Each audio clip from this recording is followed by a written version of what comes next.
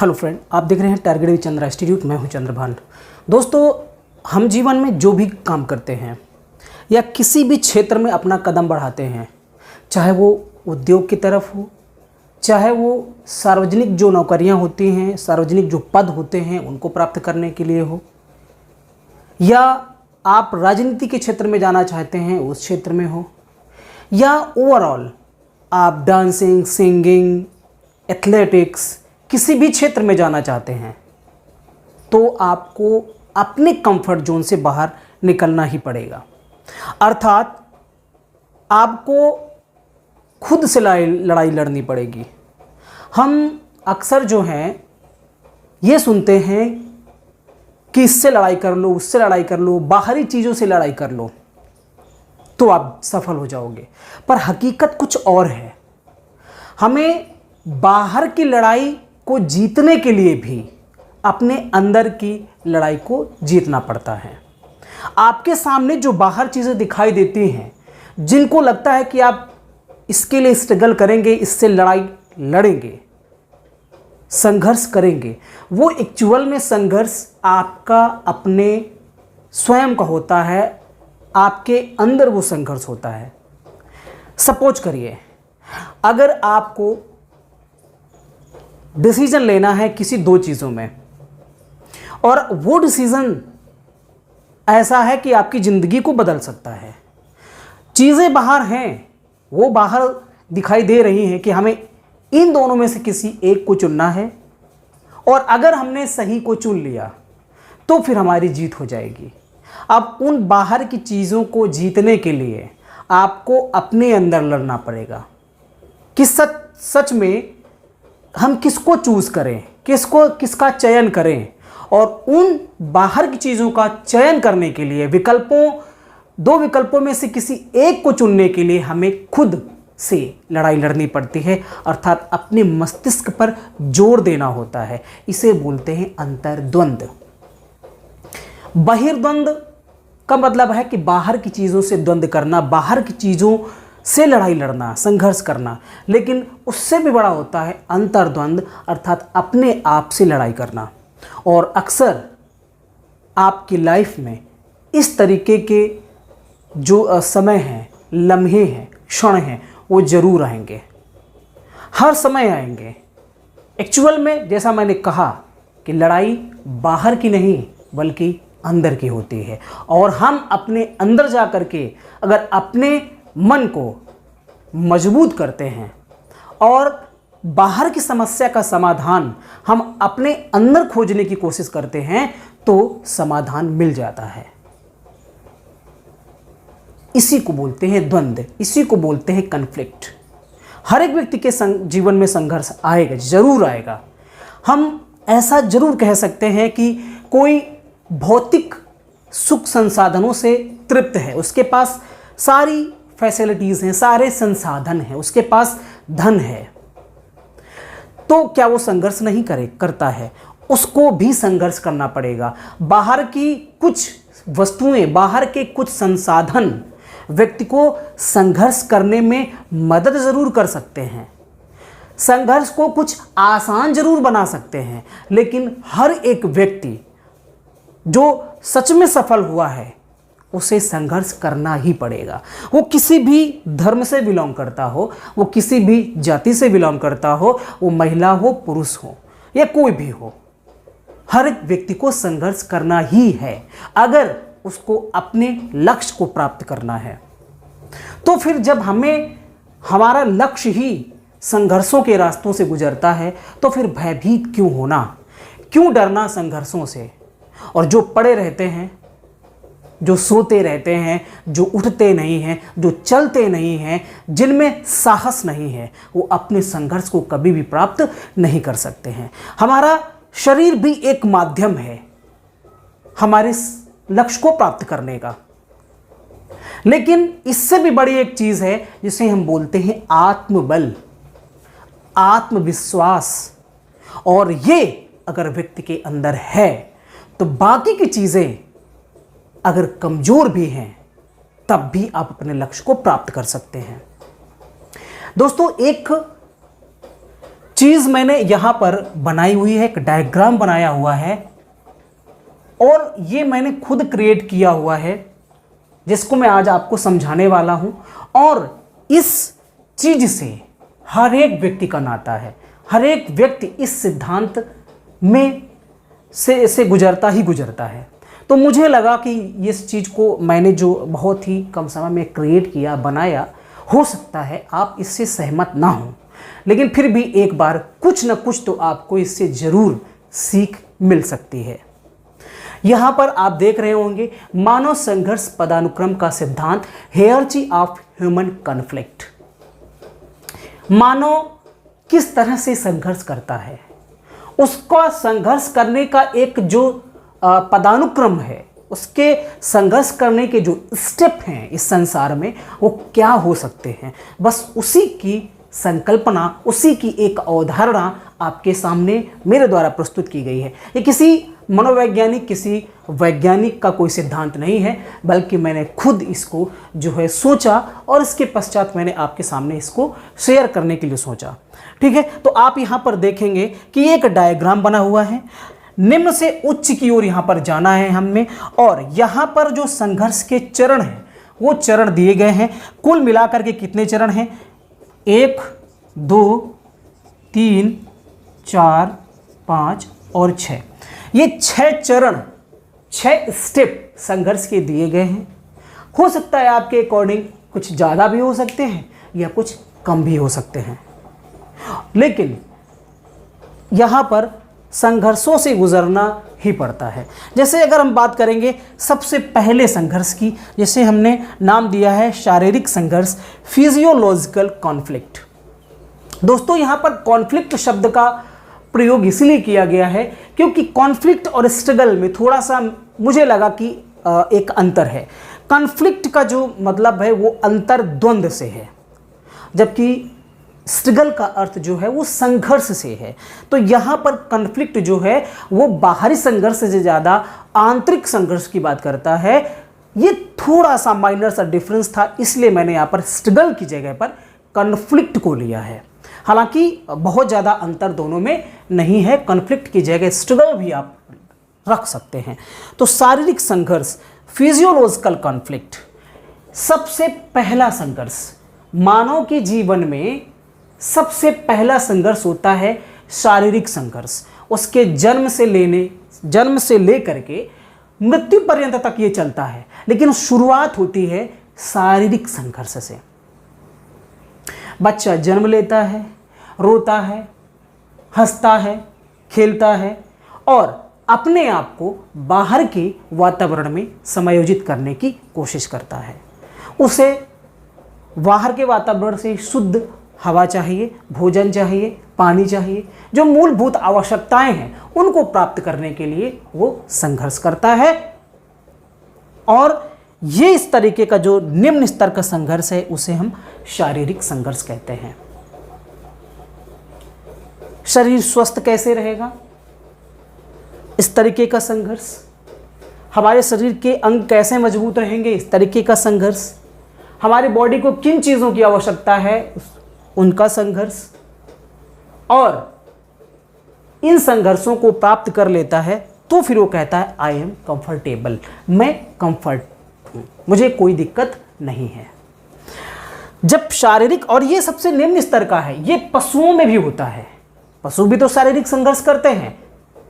हालांकि मनुष्य अगर सिर्फ शारीरिक संघर्ष पर ही अटक गया तो फिर वो तो पशु के समान हो गया, फिर उसे हम मानव नहीं कह सकते हैं। इसीलिए यहाँ पर शारीरिक संघर्ष को सबसे निम्न स्तर का संघर्ष माना गया है कि ये संघर्ष तो है ही। जिंदा रहने के लिए प्रकृति ने मनुष्य को मूलभूत आवश्यकताएं पहले से ही मौजूद रखी हुई हैं, तो इसमें ज़्यादा संघर्ष करने की उसको ज़रूरत नहीं पड़ती है, जिंदा रह सकता है अगर थोड़ा सा भी संघर्ष वो कर ले तो। ठीक है, तो यहाँ पर आई कंफर्टेबल, अगर वो शारीरिक संघर्ष करता है तो वो अपने आप को कंफर्ट महसूस करता है। अब उसके आगे की जो चीज़ें आती हैं कि चलो उसको भोजन मिल गया अच्छा, उसको कपड़े अच्छे मिल गए, उसको छत, एक मकान मिल गया, अच्छा पानी मिल गया उसको, अर्थात जितनी भी मूलभूत आवश्यकताएं हैं जीवन के लिए वो उसको मिल जाती हैं, तो अपने आप को कंफर्ट महसूस करता है। अब अगर वो इसी स्तर पर लटका हुआ है तो वो पशु समान है, पाशविक व्यक्ति हो जाएगा। लेकिन अब चूंकि आसपास के वातावरण में प्राकृतिक चीज़ों के अलावा सामाजिक चीज़ें भी आती हैं और समाज भी आता है और भी मनुष्य आते हैं और मनुष्यों का समुदाय आपके सामने आएगा। अब उस समुदाय में आपको समायोजन करना है। हम मानते हैं कि आप किस जाति के हैं, किस धर्म के हैं, किस समुदाय के हैं, किस क्षेत्र के हैं, इस चीज़ का भी प्रभाव पड़ता है। तो अलग अलग जो हैं कॉन्फ्लिक्ट व्यक्तियों के हो सकते हैं, लेकिन वो समाज में जब जाएगा तो उसे सामाजिक संघर्ष करना ही पड़ेगा, अर्थात सोशल कॉन्फ्लिक्ट में वो जाता ही है। आपका जन्म किस जगह पे हुआ है, किस राज्य में हुआ है, किस देश में हुआ है, इस बात का प्रभाव आपके जीवन में पड़ना ही पड़ना है। आप ना चाहते हुए भी आपके संघर्षों में ये सामाजिक संघर्ष जरूर शामिल होगा। समाज में आपका स्टेटस क्या हो, समाज में आप किस जगह से बिलोंग करते हैं, वो चीज़ प्रभाव डालेगी।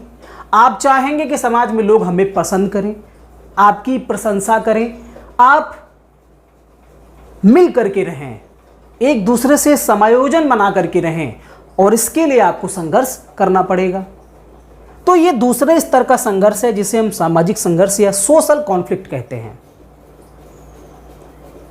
और जब ये आप प्राप्त कर लेते हैं, इस संघर्ष में आप सफल हो जाते हैं, तो आप आई बिलोंग, मतलब आपकी एक खुद की एक पहचान समाज में बनना शुरू हो जाती है कि मैं यहाँ से बिलोंग करता हूँ। ये एक सेकेंड स्तर का जो है संघर्ष है, कॉन्फ्लिक्ट है। जब हम आगे बढ़ेंगे सामाजिक संघर्ष के बाद, अब देखिए यहाँ पर जो मैंने क्रॉस का निशान लगाया हुआ है, ये जो लाइन बनी हुई है, ये कंफर्ट जोन है। आप शारीरिक संघर्ष के ऊपर जब जाएंगे तो आपको अपने कंफर्ट जोन से बाहर निकलना पड़ेगा, तब आप सामाजिक संघर्ष में पहुंचेंगे। सामाजिक संघर्ष में भी सफल होते हैं, अपना एक नाम बना लेते हैं, तो उसके ऊपर जाने के लिए आपको अपने कंफर्ट जोन से बाहर निकलना पड़ेगा। अर्थात जितनी क्षमता आपकी है उस क्षमता से एक कदम आपको बाहर, एक कदम एक्स्ट्रा लगाना पड़ेगा, तभी आप आगे बढ़ सकते हैं।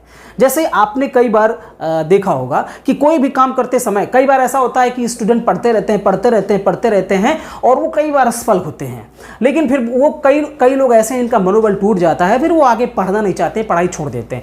लेकिन हकीकत ये होती है कि वो उस चीज़ के नज़दीक पहुंच चुके होते हैं, अर्थात अपने कंफर्ट जोन से बाहर निकलने के नज़दीक पहुंच जाते हैं, बाउंड्री लाइन में, और वहां से वो वापस आ जाते हैं। क्यों? क्योंकि वहां पर तकलीफ ज़्यादा होती है। वो एक ऐसी कंडीशन होती है जहां पर आपको एक्स्ट्रा एफर्ट करने की ज़रूरत पड़ती है। अगर आपने वहां पर अपना एक्स्ट्रा एफर्ट कर दिया, अर्थात आपने अपनी क्षमता से अधिक 2 कदम बढ़ा दिए, तो आप उस बाउंड्री लाइन को क्रॉस कर जाते हैं और आप एक दूसरे जोन पे पहुंच जाते हैं और आप पिछली चीज़ों में आप सफल हो जाते हैं।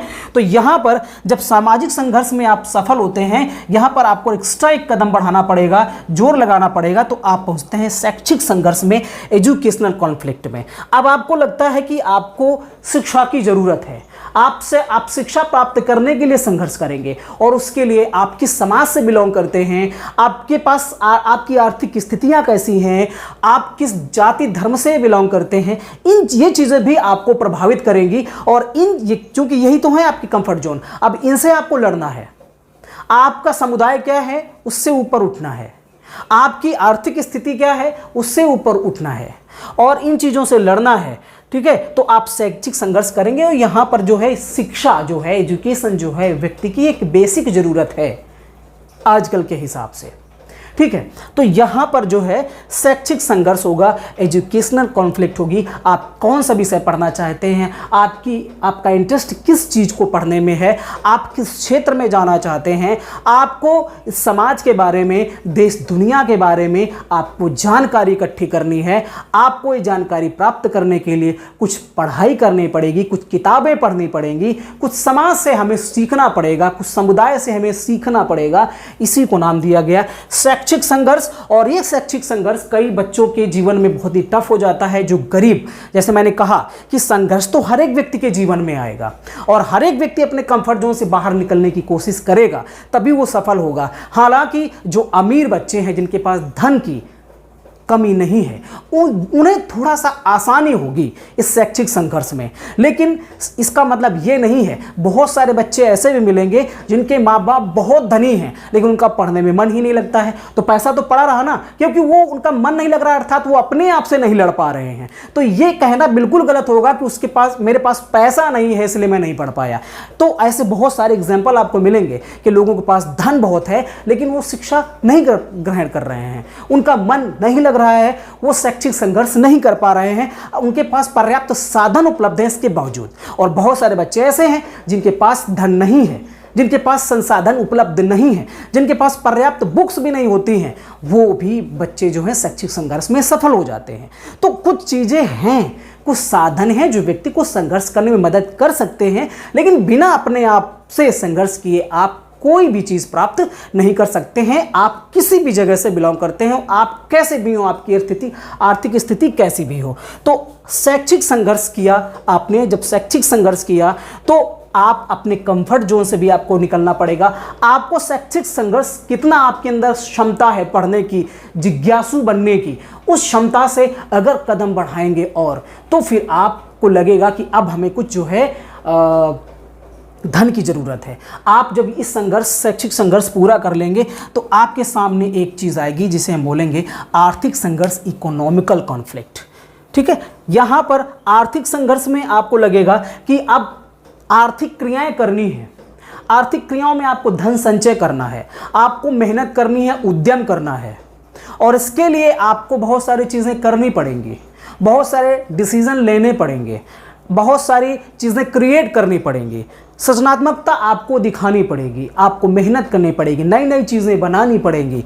तो ये आर्थिक संघर्ष होगा। और आर्थिक संघर्ष भी आप अपनी क्षमता के अनुसार कर सकते हैं। कोई व्यक्ति मुकेश अंबानी बन सकता है, कोई व्यक्ति छोटा सा बिजनेसमैन बन सकता है, कोई व्यक्ति मध्यम स्तर पर रह सकता है, ये आपकी क्षमताओं पर डिपेंड करता है। लेकिन फिर भी अगर आपको अपने इस कंफर्ट जोन से बाहर निकलना है तो एक्स्ट्रा एफर्ट करना ही पड़ेगा। मुकेश अंबानी इतने धनी व्यक्ति हैं, अगर वो चाहते कि हम जितना जी रहे हैं, खा रहे हैं, चल रहा है, और अपने कंफर्ट जोन से अगर वो बाहर निकलने की कोशिश नहीं करते, अगर वो रिस्क नहीं लेते, अगर वो मेहनत नहीं करते, अगर वो संघर्ष नहीं करते, तो शायद इस पोजीशन पे ना होते। प्राइम मिनिस्टर माननीय मोदी जी, जो कि एक बहुत ही सामान्य साधारण परिवार से ताल्लुक़ रखते हैं, वो आज देश के प्रधानमंत्री हैं। पूरी दुनिया में उनका डंका बज रहा है। ये कैसे?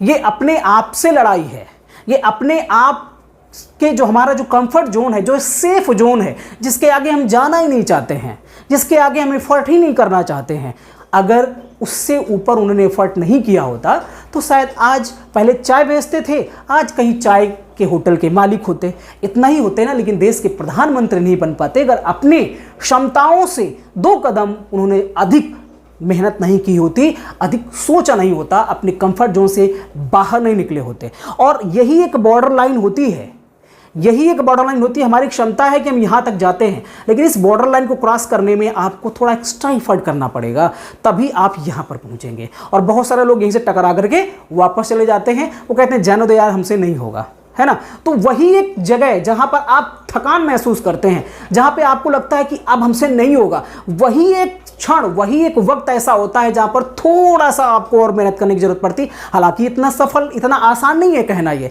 लेकिन अगर आपने वहाँ पर थोड़ा संघर्ष कर लिया तो आप उस कंफर्ट जोन से, अपने सेफ जोन से बाहर निकल गए और आप एक दूसरी जगह पर पहुँच जाते हैं। ऐसे ही अगर आपने आर्थिक संघर्ष किया तो आर्थिक स्थितियों में आप मजबूत हो जाते हैं और अपने आप को आप सेफ महसूस करते हैं और ये कहते हैं कि आई एम सेफ।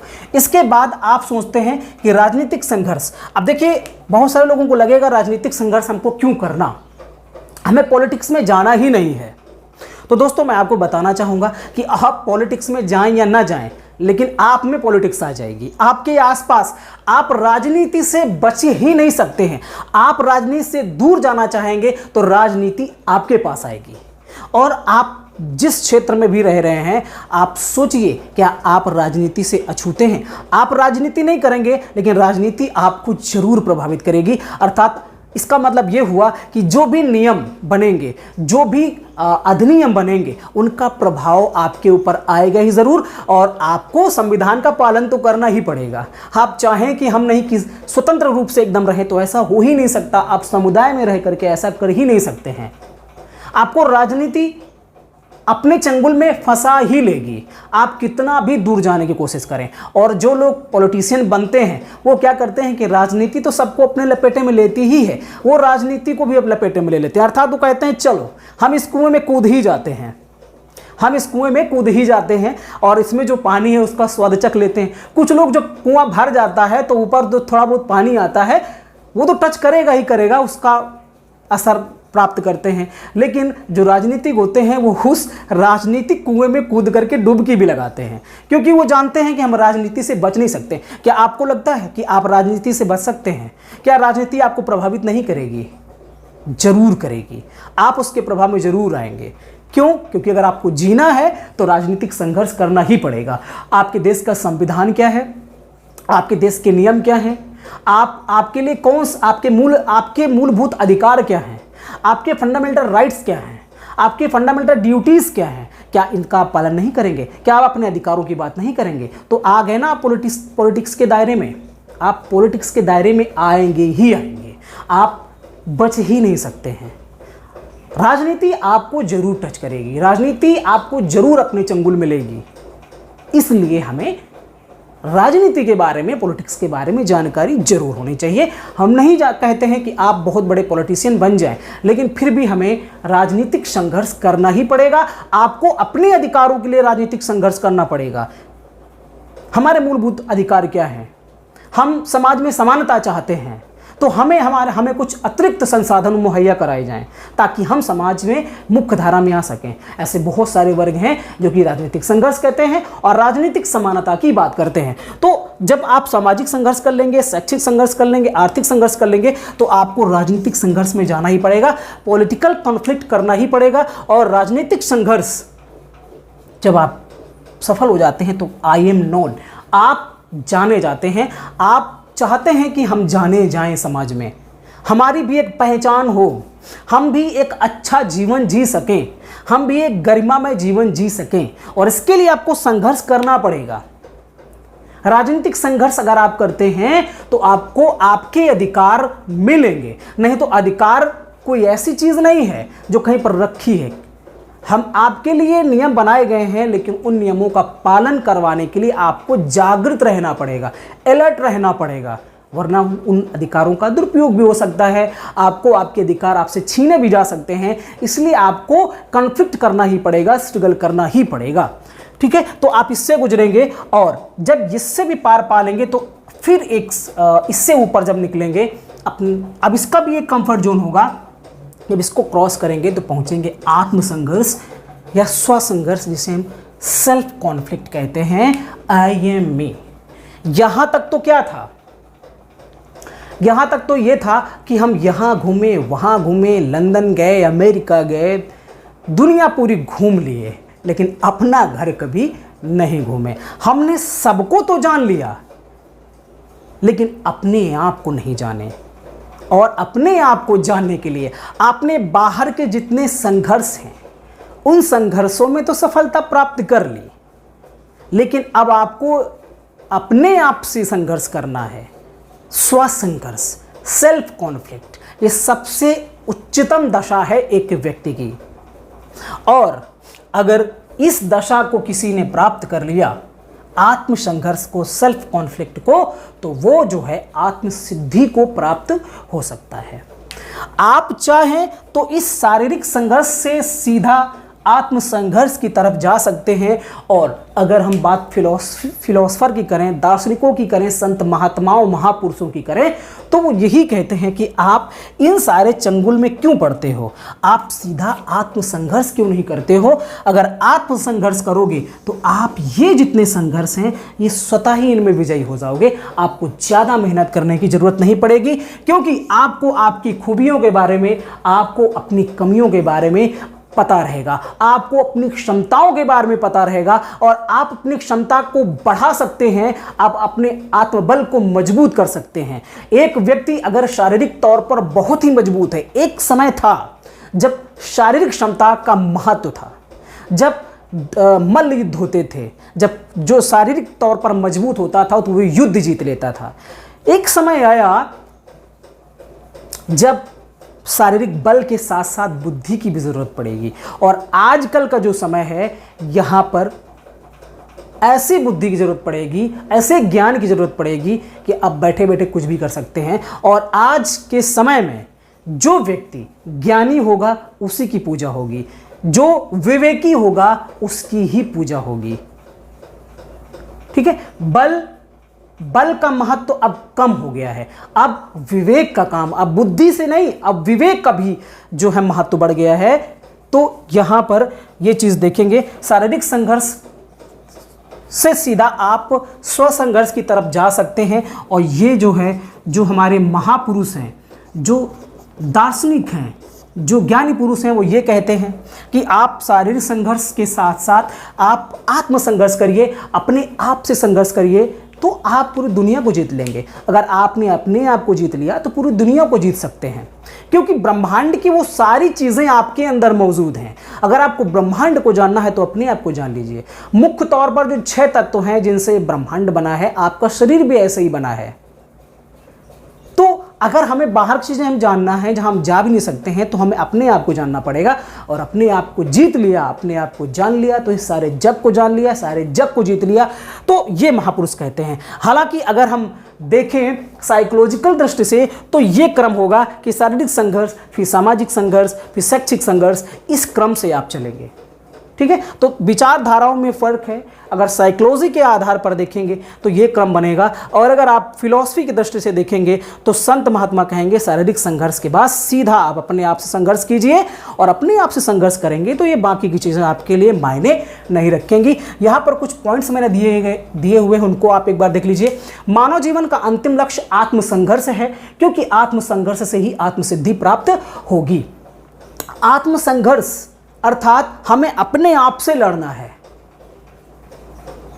हम क्या कर सकते हैं, हमारे अंदर कितनी क्षमता है, हमें इस बात का ज्ञान होना चाहिए। हमें अपने आप पर विश्वास ही नहीं है। लोग कहते हैं ना कॉन्फिडेंस, सेल्फ कॉन्फिडेंस, इसका मतलब ये होता है कि आपको अपनी क्षमताओं पर भरोसा, आपको अपने खुद पर भरोसा होना चाहिए कि आप ये कर सकते हैं। और इस चीज के लिए भी आपको संघर्ष करना पड़ेगा, इस अपने आप को जानने के लिए संघर्ष करना पड़ेगा। जैसे अंतर्द्वंद कहते हैं, आप बाहर की दुनिया में नहीं। आजकल लोगों के पास इतना समय नहीं है भाग दौड़ भरी जिंदगी में, लेकिन बहुत सारे लोग ऐसे मिल जाते हैं जो अपनी तरफ नहीं बल्कि दुनिया की तरफ देखते हैं। ये वो उसके साथ क्या हो गया, उसके साथ क्या हो गया, उसके साथ क्या होना चाहिए, वो ऐसा कर देता तो सही रहता, लेकिन अपनी तरफ कभी नहीं देखते हैं। तो सबसे बड़ी चीज़ है अपनी तरफ को देखना, अपनी ओर आना। आप अपनी ओर आएंगे तो आप जिंदगी में फेल नहीं हो सकते हैं, और आत्मसंघर्ष करेंगे तो आपका आत्मबल बढ़ेगा। और आत्मबल बहुत बड़ी चीज़ है। जो जितना संघर्ष के पदों को प्राप्त करेगा वो उतना ही अनुभवी होगा। अब लोग संघर्ष से भागते हैं। अब देखिए, बहुत सारे लोग जो हैं वो सुख सुविधाओं को, भौतिक संसाधनों को इकट्ठा कर रहे हैं ताकि उनको संघर्ष ना करना पड़े। और ये संघर्ष शारीरिक तौर भी हो सकता है, सामाजिक भी हो सकता है, वो आर्थिक राजनीतिक भी हो सकता है। और इस संघर्ष से बचते हैं तभी उनको बहुत सारी समस्याएं होती हैं, बहुत सारी समस्याओं से उनको जूझना पड़ता है। ठीक है, और वो अनुभवी नहीं होते हैं। दुनिया का कोई एक ऐसा व्यक्ति बता दीजिए जिसने संघर्ष ना किया हो और उसके पास बहुत एक्सपीरियंस हो। वो किसी भी जगह से बिलोंग करता हो, वो किसी भी परिवार से, संप्रदाय से, धर्म जाति से आता हो, अगर वो अनुभवी है तो उसके पीछे उसका संघर्ष है, तभी वो अनुभवी है। अगर व्यक्तियों को शुरू से ही हल्का संघर्षमय वातावरण दिया जाए तो शुरुआत से ही वो मजबूत होंगे आंतरिक तौर पर, और उनकी क्षमताओं के अनुसार उनको संघर्ष देना चाहिए। ये बात बालकों पर भी लागू होती है। संघर्ष जो है कठोर दंडात्मक नहीं होना चाहिए। अगर जैसे हम बच्चों की बात करें तो उन्हें एक संघर्षमय वातावरण दीजिए जहाँ पर वो थोड़ा सा अपने परेशान हो, अपने जहाँ पर वो चिंतन करें, जहाँ पर मस्तिष्क उद्वेलन हो, जहाँ पर ब्रेन स्टॉर्मिंग करना पड़े, तो ऐसे में मानसिक संघर्ष जब वो करेंगे तो वो मानसिक तौर पर मजबूत होंगे। आजकल जितने भी संसाधन हैं, चाहे लैपटॉप, मोबाइल या जितने भी संसाधन हैं, ये व्यक्ति को अपंग बना रहे हैं। क्योंकि जो चीज़ भी सर्च करनी है फटाक से गूगल में डाले, हाँ ये चीज़ कहाँ पाई जाती है, अपने मस्तिष्क ये चीज़ कैसे होगी, अपने मस्तिष्क का उपयोग बिल्कुल बंद। अर्थात जिसे ब्रेन स्टॉर्मिंग कहते हैं साइकोलॉजी में, वो मानसिक उद्वेलन वो होता ही नहीं है, बच्चों में करते ही नहीं हैं।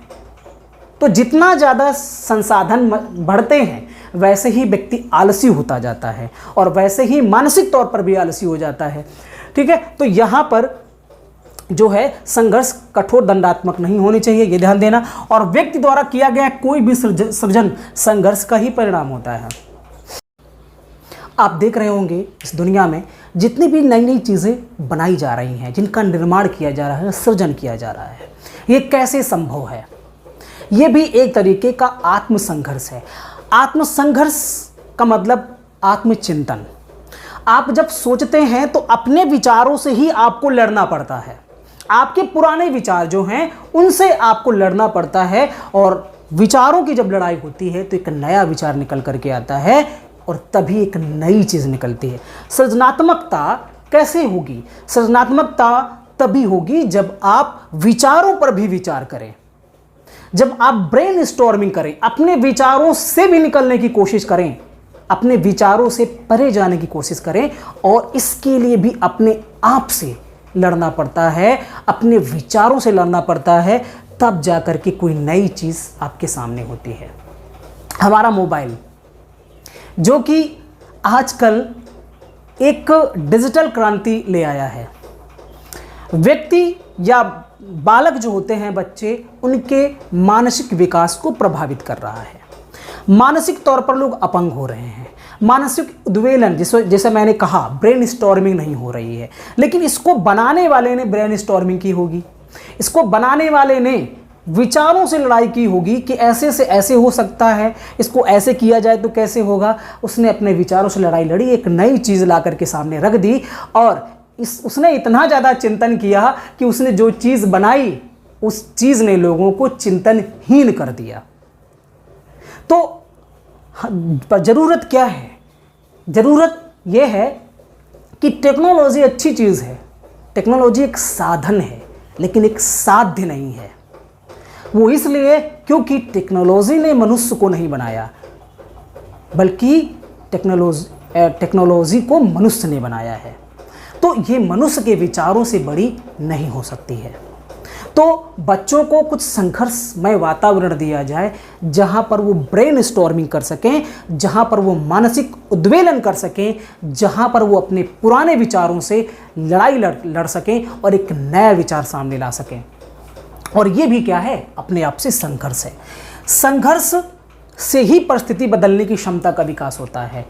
देखिए, कई बार ऐसा होता है संघर्ष में, कोई चीज़ आपके सामने आई, जैसे उदाहरण के तौर पर कि आप किसी रास्ते से जा रहे हैं और उस रास्ते के पास में ही एक महिला जो है ऊपर से कूड़ा फेंकती है रोज़ 9 बजे, और आप 9 बजे ही जा रहे होते हैं और जस्ट उसी के सामने पहुंचते हैं जब वो कूड़ा फेंकने वाली होती है। अब आपको क्या करना चाहिए? या तो आप कह देंगे उस महिला से कि आप 9 बजे कूड़ा मत फेंकिए क्योंकि मैं इस समय जाता हूं, एक ऑप्शन।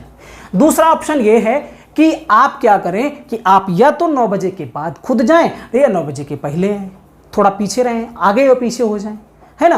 तो देखिए, एक चीज़ होती है कि या तो आप परिस्थिति में ढल जाएं कि कूड़ा फेंक दो, चलेगा कोई बात नहीं, या तो आप परिस्थिति को बदल दें। तो बहुत ही कम लोग, 2-3% लोग हैं जिनके अंदर ये क्षमता है कि वो परिस्थितियों को ही बदल देते हैं। लेकिन अगर परिस्थितियां नहीं बदलती हैं तो फिर एक ऑप्शन ये है कि हम अपने आप को बदल लें, तभी तो समस्या से पार पाया जा सकता है। ठीक है, तो ये भी क्या है? ये भी एक तरीके का आत्मसंघर्ष है, ये भी एक तरीके का आत्मचिंतन है। और जो परिस्थिति को बदल सकते हैं वो व्यक्ति महान होते हैं, वही व्यक्ति तो वास्तव में आत्मसंघर्ष किए रहते हैं, वही व्यक्ति तो अपने आप को जीत लेते हैं जो परिस्थिति को बदल सकते हैं। ठीक है, जैसे एक उदाहरण के तौर पर मैं बताऊं आपको, महाभारत के युद्ध आपने पढ़ा होगा, देखा भी होगा। महाभारत के युद्ध में एक असमंजस की स्थिति आ जाती है जब अर्जुन को अपने लोगों से ही लड़ना पड़ता है, क्योंकि कौरव पांडव एक ही वंश के थे, एक तरीके का परिवार ही, एक ही परिवार के लोग थे और आपस में परिवारों का ही झगड़ा था। ऐसे में एक दुनिया का सबसे महान धनुर्धर जो सबको परास्त कर सकता था, जिसके अंदर क्षमता थी, लेकिन फिर भी वो युद्ध नहीं कर पा रहा था।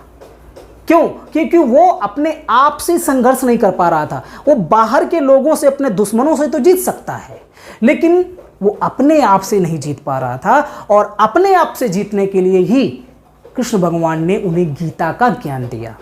अब ये गीता का ज्ञान आपको भी मिल सकता है, गीता आज भी मौजूद है। तो क्या इसका मतलब है कि सारे अर्जुन हो गए?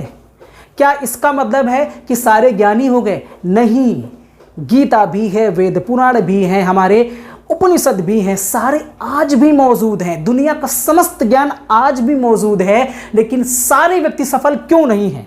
क्यों?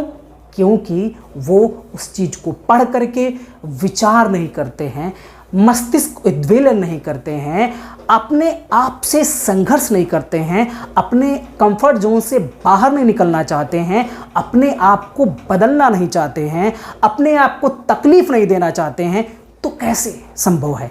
कृष्ण भगवान ने अर्जुन को गीता का ज्ञान दिया और अर्जुन ने उस ज्ञान से अपने आप को बदला, अपने आप से संघर्ष किया और उसने जाना कि आत्मा तो सभी के अंदर है, आत्मा कभी मरती नहीं है और हमें कोई धर्म युद्ध करना है, हमें अगर सच्चाई की लड़ाई लड़नी है तो हमें सामने कौन है ये नहीं देखना चाहिए।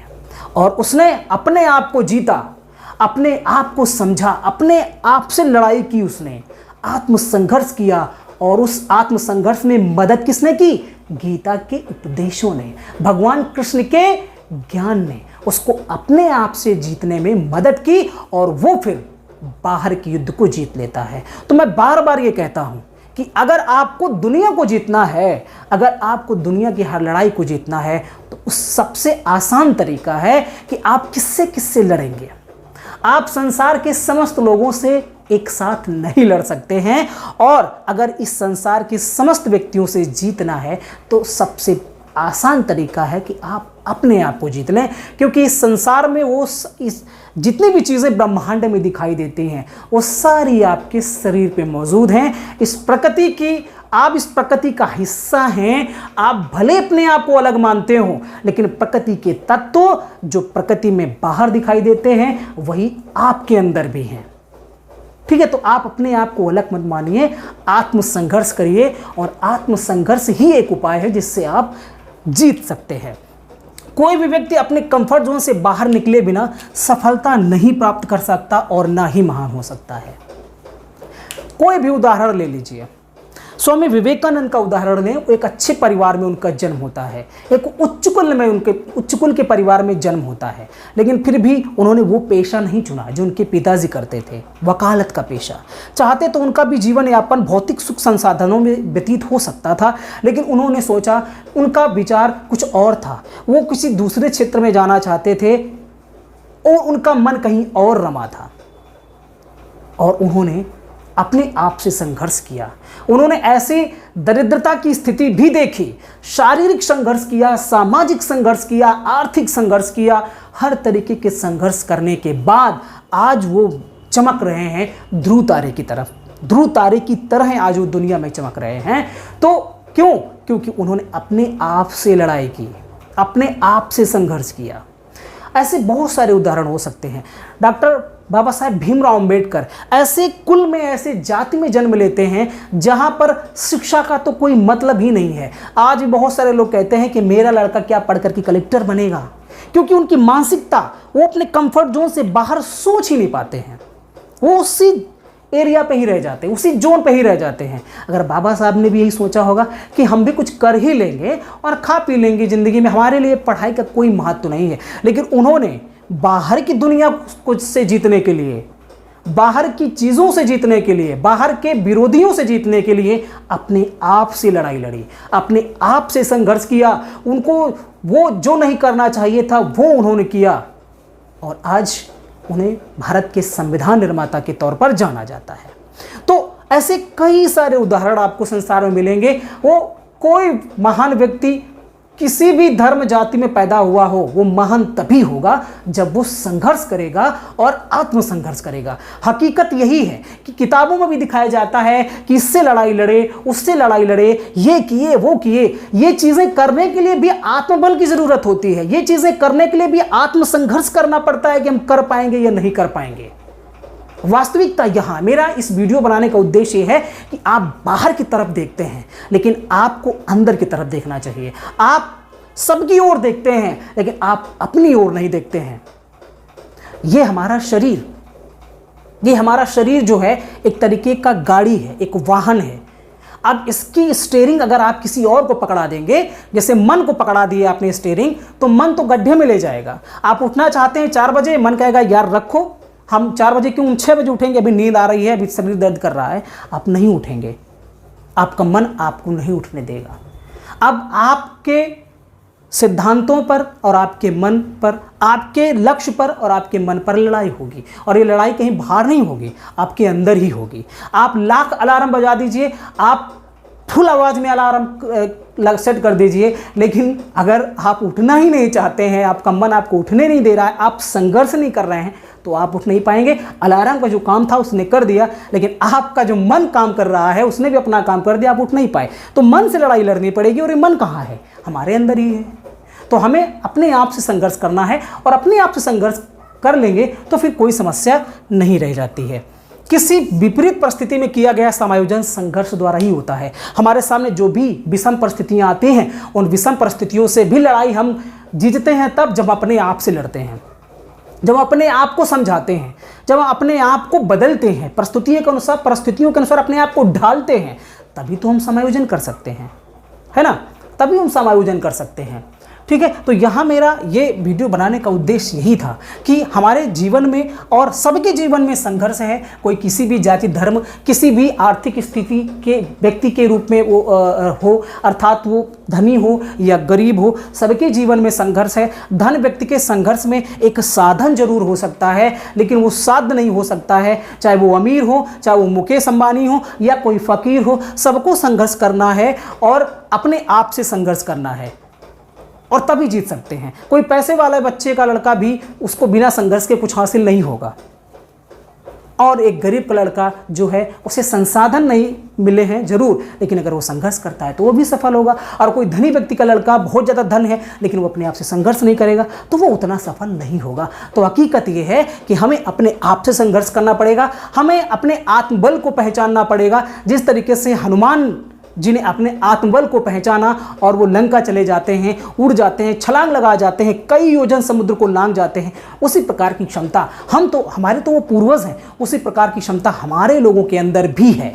हमारे अंदर वो आत्मबल है, बस उसे पहुंचाने की ज़रूरत है और उस तक पहुंचने के लिए हमें कई बाधाओं को पार करना पड़ेगा। और ये बाधाएं हमारे अंदर ही हैं, हमारे विचारों में ही हैं और हमारे विचारों से हमको खुद लड़ना पड़ेगा। इसी को आत्मसंघर्ष कहते हैं और आत्मसंघर्ष ही आत्मसिद्धि दे सकती है। आत्मसंघर्ष से ही आत्मसिद्धि को व्यक्ति प्राप्त कर सकता है।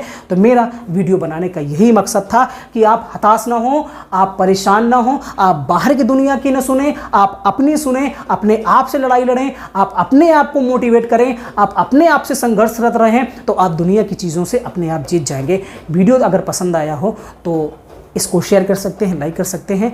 वीडियो देखने के लिए आपका बहुत बहुत धन्यवाद।